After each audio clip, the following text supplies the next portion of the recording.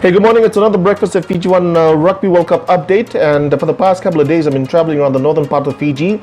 In fact, meeting up with fans of the Flying Fijians as they flew the flag high and proud in the support for the games in the next couple of days with the Rugby World Cup. But as far as Namawalu, as far as Namalata village in Kumbulambua, I met up with the village headman of that particular village, and he mentioned that him and the community will be sitting there in their community hall to watch the game as a community over the weekend. But I went as far as Savu Savu, saw the flag being flown proudly by fans and supporters from Savu Savu from the Hidden Paradise. Not only were they flying the small flags, but they had the flags on their cars. I actually met up with a gentleman who said that he was a close relative of Frank Lomani, and he's a taxi driver from Savu Savu. He decorated his car with the Fiji flag as well. He got a jersey that he's had for the past couple of years or so, and wore it for the day on Saturday. So in show of support for the boys as they took on the Wallabies over the weekend. So over the weekend, I was quite fortunate to catch up with the family of Semi Randrandra at the home in Lominikoro, Somosomo, Taviuni, and I was also quite fortunate myself to watch the game live in action on the screen in the living room to watch the Flying Fijians taking the Wallabies. Now, when you're watching the game with the family members of a Flying Fijian, it does become much more of a special occasion to see the emotion and how they reacted to some of the tries, some of the tackles that they threw at the Wallabies of the weekend. But one thing that I learned as well from the family members of Semi Randrandra is that this guy is so focused. Now, with him being on holiday in Somosomo, when he does come home for holidays, he does kind of find it hard to get fit in terms of gym. So, I mean, obviously there's no gym in Taviuni, but one thing that he's done is he's gone out of his way to create his own gym. We're seeing pictures right now on the screen of the small gym that he put together. So when he's on holiday in Taviuni, he's also working out. So, I mean, as a professional player, he needs to get fit because after all, it is his bread and butter. But these sacrifices that he's done, him along with his Flying Fijians who become professionals in Europe and in other parts of the world, it has become evident in the game that they did play over the weekend against the Wallabies. Now, we're looking at some great shots right now and the breakdown by the commentators after the game as to how the Wallabies and the Flying Fijians played in the first pool encounter of the Rugby World Cup. Have a look at these highlights.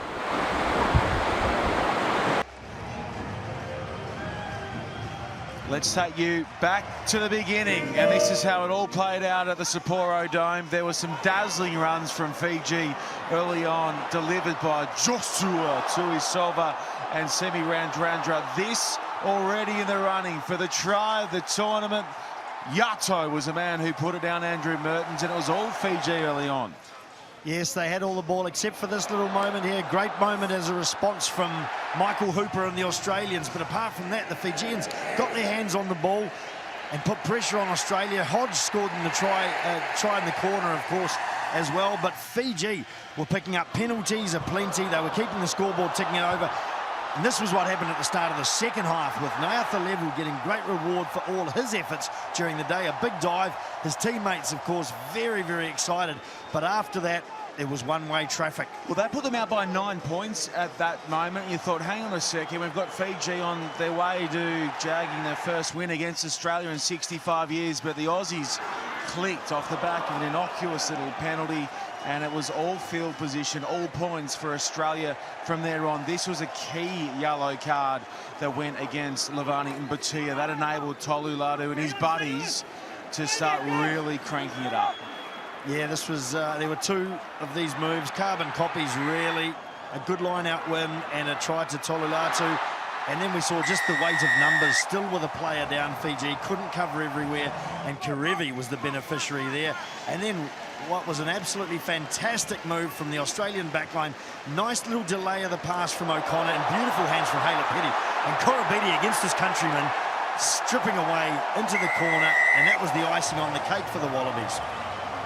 They flew home, did Australia 27 straight points, 39-21 FT.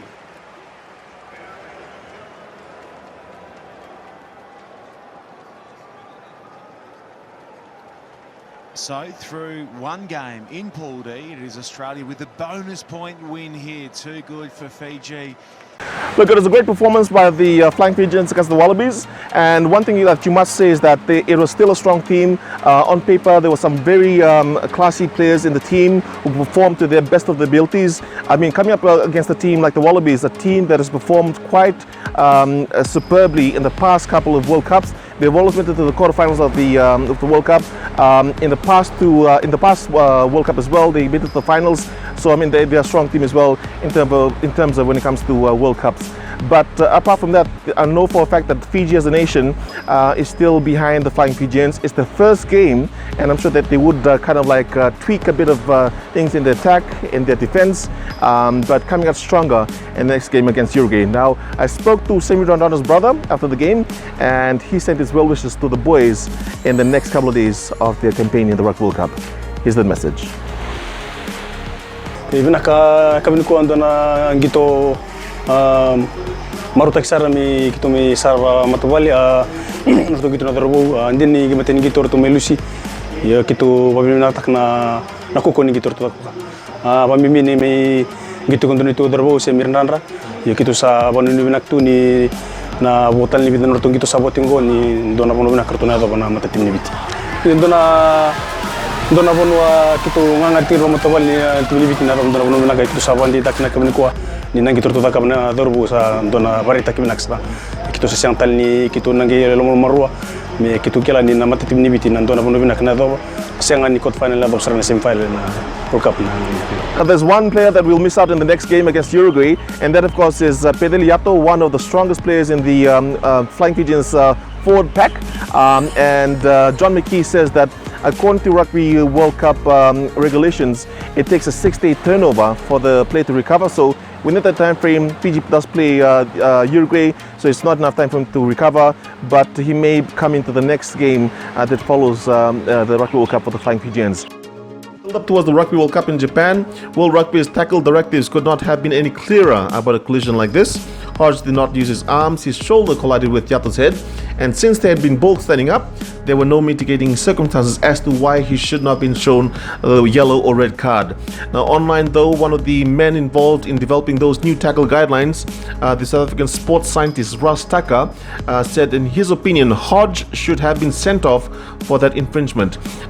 Fiji's captain actually went on later on to say in the press conference after the game, saying that he had asked the referee to have a look at it with the TV match official. Andy Bull from The Guardian. Sorry to come back to this, but there's just been reports that you did refer it to the TMO. I was just wondering, Dominic, did you have any communication with the ref on the pitch about that Reece Hodge tackle that caused the concussion? During the game, yeah. We did refer to the ref, which they said they didn't see anything, so they got referred to the TMO, and still we're waiting on that.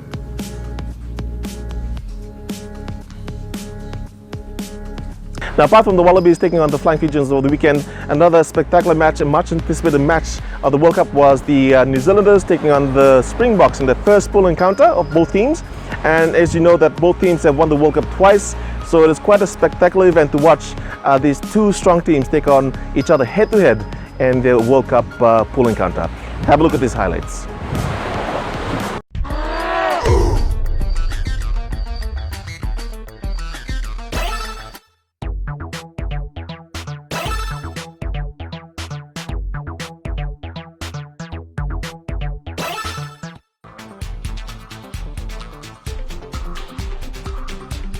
Ready? Fight!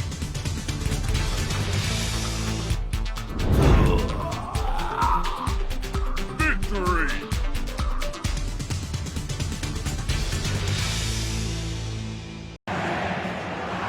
Well, this is how the game unfurled. Beauden Barrett, who was to become the player of the match, got us underway.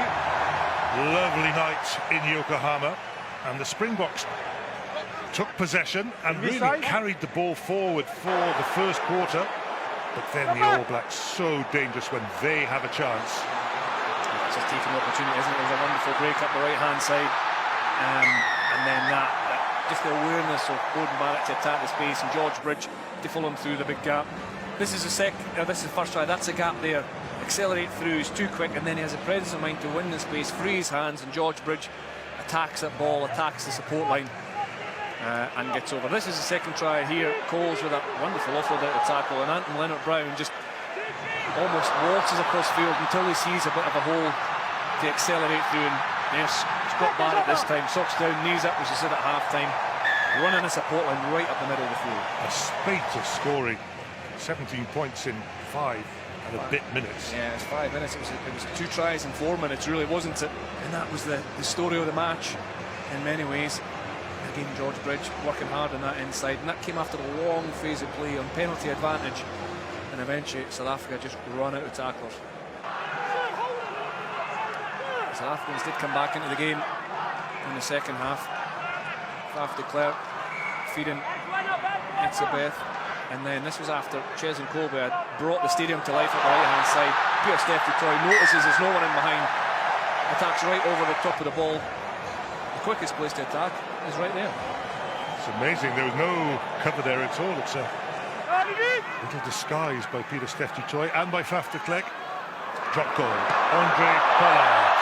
It's 40 metres out, struck really sweetly, isn't it? And it was just at a period where South Africa were gaining momentum. They didn't get the points for the possession attempt in the first half. They chipped away in the second, but the All Blacks came back in and got the victory.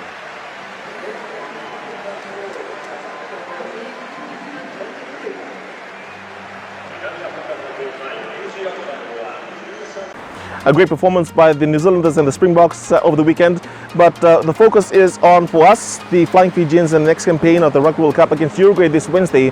Whatever the next couple of days does bring us, let's just hope it brings in a tide of good luck in the campaign for the Rugby World Cup this year. For Breakfast at Fiji One in Taveuni, I'm Sylvester Rudule. Okay, that's it.